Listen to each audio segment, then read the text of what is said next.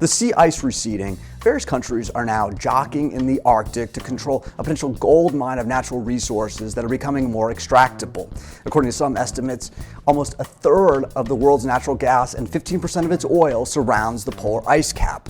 Who has control over the North Pole? Currently, no country. That's because under UN convention, countries only have economic control over waters stretching 200 miles from their shores. That includes the red area on this map. If a country can prove its continental shelf extends even farther, it must submit that proof to a UN commission tasked with deciding the Arctic's geopolitical fate. Canada is planning to assert its claim over the pole itself by preparing evidence that an undersea mountain range called the Lomonosov Ridge is part of Canadian territory. But Russia and Denmark also say the ridge is part of their own landmass.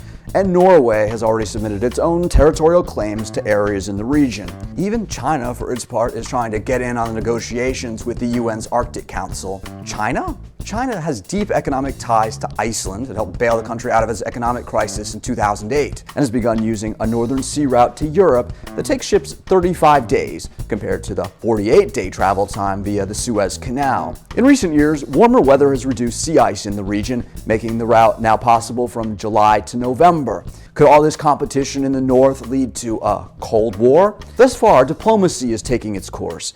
8 countries now sharing certain responsibilities, including search and rescue over defined areas. But the US and Russia are flexing their northern muscles. Russia, in 2007, used a mini submarine to plant a flag in the Arctic seabed, and it's in the process of rehabilitating its Cold War-era air bases in the Arctic.